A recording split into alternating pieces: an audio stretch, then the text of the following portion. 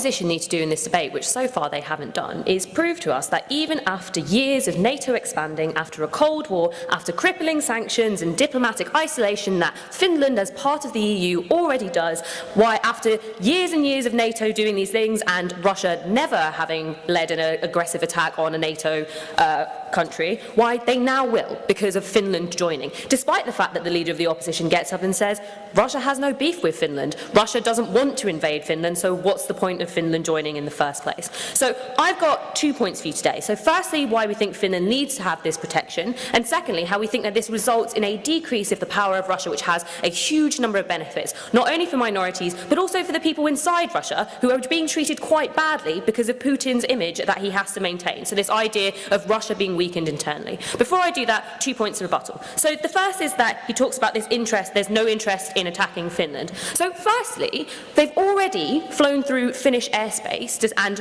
shown acts of aggression in doing so. But even if it is not a direct attack, Finland joining NATO or not joining NATO makes them complicit in Russia being allowed to expand in the region. Why is this, right? Because why is this? Because at the moment there are members of the Baltics that are part of NATO, as Jordan points out in his POI. The problem is that there are some that aren't, right? Those people cannot those people are that cannot get protection, right? That means that Finland is unable to allow them to.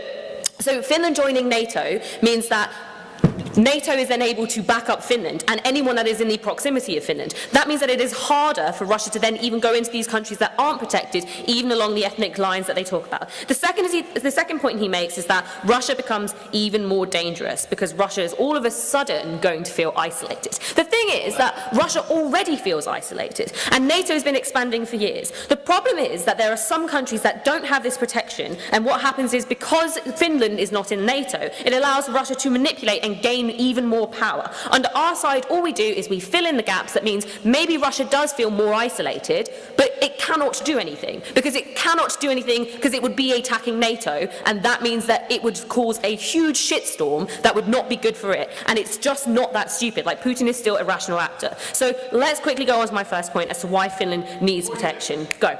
Okay, so which of the Baltic states are you claiming currently isn't in NATO? Could you name it, please?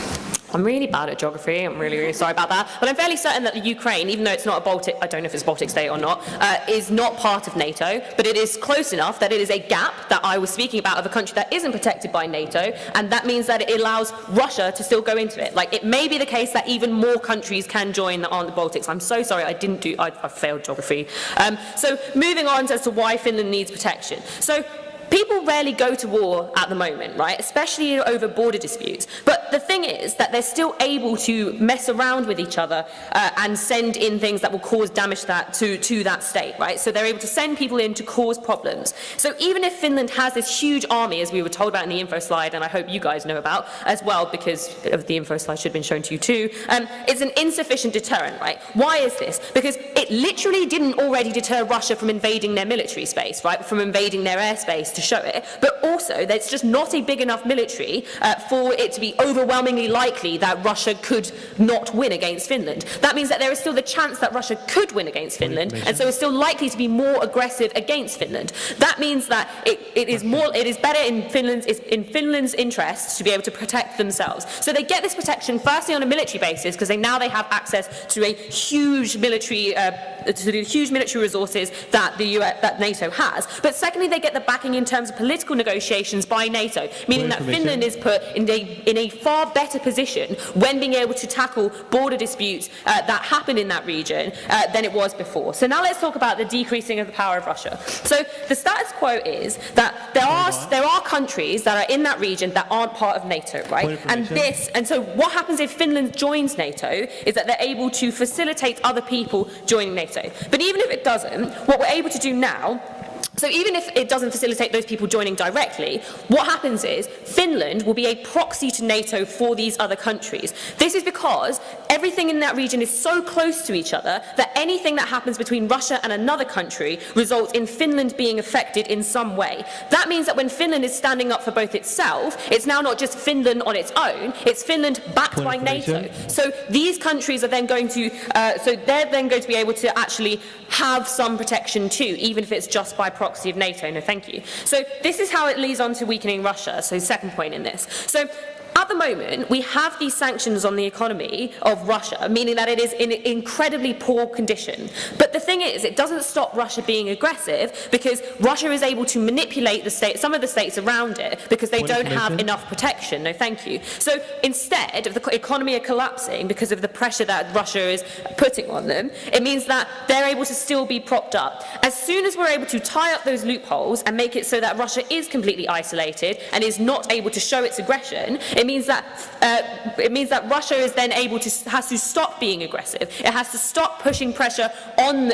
It has to stop forcing Finland to trade with it, and Finland now then moves to the EU to trade with the EU instead. No, thank you. That results in more pressure being put on the government, resulting in Putin being more likely to listen to the sanctions. The impacts of that are being able to liberalise in Russia, right? So now, part of the conditions of the sanctions is that LGBT minorities are treated better. If you now actually have to go by the conditions of the sanctions because you don't have the right economy, because everyone is refusing to trade with you and is instead trading with the EU as what would come as being part of NATO, then these minorities get treated better. So how does it weaken Russia internally, right? Because at the moment, the way Russia works is that Putin has to maintain a strong man image in his country to make sure he gets the support of his people, because he's obviously doing quite a bad job in terms of actually providing for them. Currently, he does this with expansionist rhetoric. This is done by either invading other countries in terms of or places to display it, or to display military strength, right, in terms of how he actually entered airspace. If Finland are now a part of NATO and everyone else in that region becomes a part of NATO or becomes protected by NATO by proxy, what you now have is a situation where Putin is unable to do these things because he has never shown an act of aggression against NATO states in all of history. And it is I'm unconvinced still. I'm sure we'll hear more arguments later about it as to why now this will be the straw that breaks the camel's back. But this means that literally Putin cannot be the strong man anymore. And so that weakens how strong he is in Russia. It's more likely that we're able to get someone new in who probably is a little bit less aggressive, and Russia can actually have a good economy for a change. So for all those reasons, it's obvious you propose.